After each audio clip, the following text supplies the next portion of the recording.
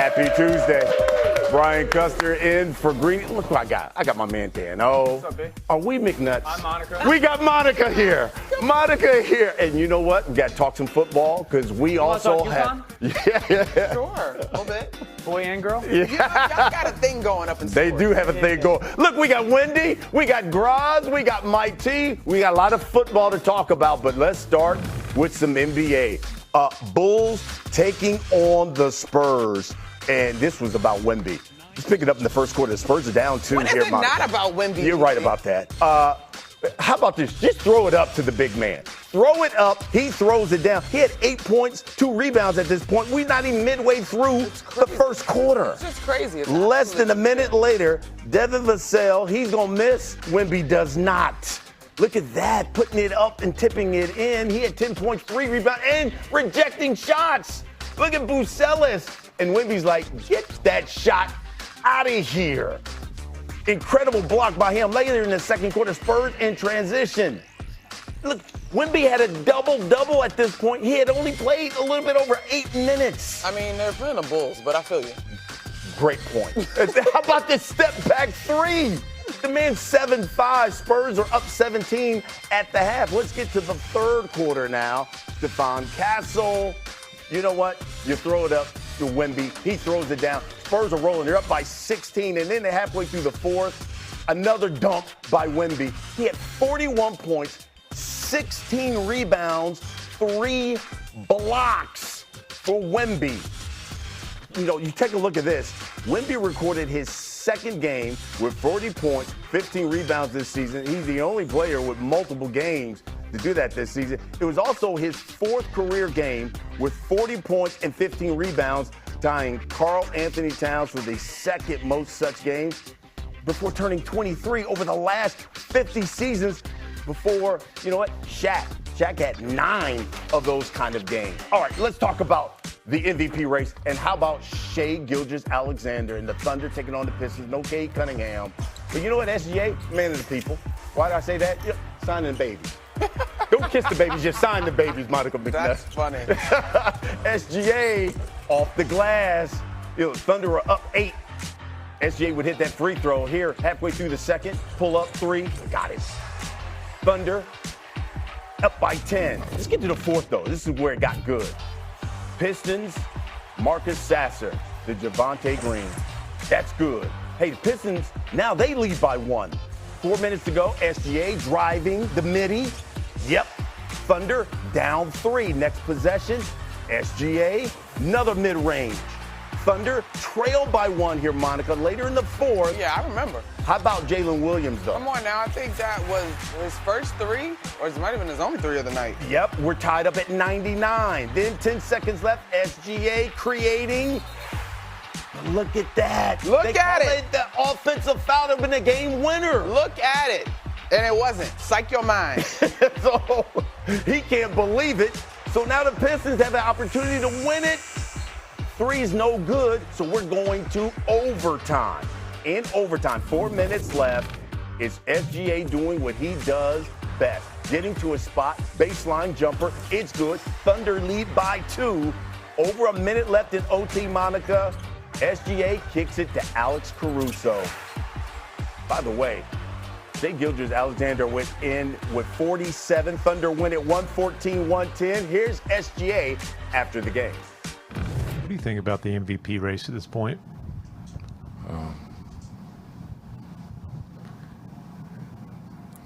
I think it's good for the league. I think it's good chatter. It gives people something to talk about. There's a lot of good players in this league, and a lot of guys in the conversation because of that. There's been chattering on behalf of other players. Would you like to chatter on behalf of yourself? Nah, I'm good. Thanks for asking, though. But yeah, I'm good. I'll let my game do the talking. I love it here. Listen, I love it. SGA is still the odds-on favorite to take on his second consecutive MVP award at -300. Now, that's according to DraftKings Sportsbook. Look, Wemby's not too far off. At plus 225 after being at 22-1 just basically a week ago. Okay, Wendy, I got to ask you, do you think SGA secured that MVP performance last night? Did he wrap it up, you think, with that performance? I can't believe this is how I'm describing this because I'm not like one of these MVP heads. His case is airtight, Brian, but not locked down. Like he's been the favorite for months. If you look at the last two nights, he's had incredible clutch performances against the Knicks and the Pistons, two of the East's best teams. Granted, the Pistons were missing really key guys last night. There's no reason why we shouldn't declare him the winner. But Victor Wembanyama has been so impressive, and this race for the number one seed is crackling. Both of these teams clearly want it. They're clearly playing their guys heavy minutes. And so I can't say anything negative about Shea's case, but I cannot tell you it's over. You know, I think it was interesting as we look at that highlight, Monica. He gets called off for that offensive foul. Yeah, he did. In that game. But that's something he's been doing all season long. Hold on now. All season long, you know, he's used that. Is that an issue with the playoffs right around the corner? It is definitely something that caught my attention. Here's why I'm looking at it, though, potentially. You got to acknowledge this Pistons squad that you were watching last night had no Cade, no Harris, no Durn, no Stewart, no Robinson. Those guys that were out there were so locked in defensively, and that call doesn't happen if J.B. Bickerstaff is not on the officiating crew and Amin Thompson, Ron Holland, Javon Carter are not playing some of the most sound defense you will see, right, to kind of get the officials sensitive to that. I don't know that this is going to be a problem in the postseason because I'm not sure how many teams are equipped to put on the straps the way that the Detroit Pistons were. And so, but this to me was a very pivotal moment. Sometimes you see the forearm, but the full extension, like he baptized my guy. He put him on the shoulder. You know what I'm saying? Like, come on. Like, I think that was more blatant than it typically is. What do you think, Wendy? Because, you know, there have been coaches who've been complaining about this all season long. Yeah, look, unfortunately, this is going to be a recurrent storyline throughout the postseason. The officials from October, and I know it drives every coach crazy, but from October, they have allowed Shea to have the armbar. By the way, they allow the whole league to have the armbar. And last night, he drew 16 fouls. Okay, he drew 16 fouls last night. He had 25 free throws. J.B. Bickerstaff almost needed resuscitation on the sideline.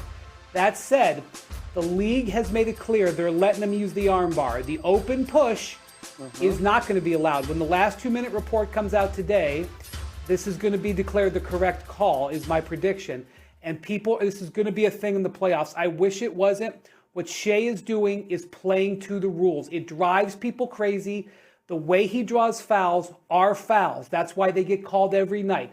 The push-offs that he makes most of the time are deemed legal. We can discuss whether that should be the case, but that's the reality, and he's used it to his advantage, and he will continue to do so. Yeah, I think there's one thing about having the arm bar. It's another thing. The extension, yeah. Extension. The palm is where he got it last night. But again, like as I look at this, the standings, how many teams are equipped to play defense that garners that much respect, right? Like what you saw last night from that Pistons second unit, if you want to call it that, probably deeper into that. Like that was incredible effort and defense. I have so much respect for them because they had nobody on the floor in terms of who you expect to be contributing consistently. Now, this is the Rockets, or excuse me, the Thunder would face lower than this, whoever comes out of the play-in. But as I look at Phoenix, LA, Portland, and Golden State, like maybe Kawhi on his best day is going to cause you to really think about whether or not this is an illegal advantage for an offensive player.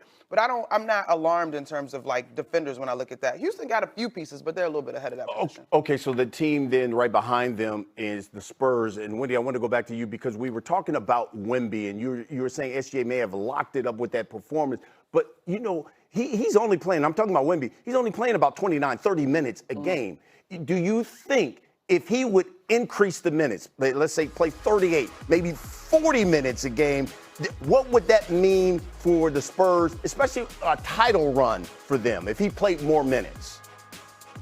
Brian, you're identifying one of the most important things in the NBA right now, Victor's minutes. It's actually being used against him by some MVP voters because he's played way fewer minutes, for example, than LeBron, who is ineligible for the MVP. But on the other hand, you have the ability to increase those minutes. Now, they have not done so on a regular basis. Having said that, when they've played top opponents like Boston, like Detroit a couple of weeks ago, they have pushed his minutes to 35, 37. Will they be able to push his minutes to 37, 38 minutes 5-6 times in the course of maybe 10 days. He's never done that in the NBA before, but there is more Victor can give. I don't know what the long-term effects would be, but there is more that Victor can do. And as you said a minute ago, he had a double-double last night in 8 minutes. So let's keep that in mind, what 8 more minutes would mean. Can you imagine what this guy would be averaging if he was playing 38, 40 minutes a game? Do you see OKC and the Spurs on the collision course in the Western Conference Finals? I do not have it as destination inevitable. It's probable, but I still think you've got a Nuggets team in there that could make it interesting. I wonder, and we have said it for 2 months now probably, Victor Wembanyama is the great equalizer in terms of this team not having experience. But I do want to see what it looks like because it's not just these players that don't have experience. Mitch Johnson, who should be a Coach of the Year candidate without doubt, it'll be his first rodeo in the head chair as well. Now, they've got a terrific staff, but there's a lot of newness about this. And typically, historically, the first rodeo is not the one where you get to the finals, but good gracious, golly. They're playing well, and they've had OKC's numbers, obviously, during the regular season. All right, we'll talk more NBA a little bit later on here in the show, but this morning's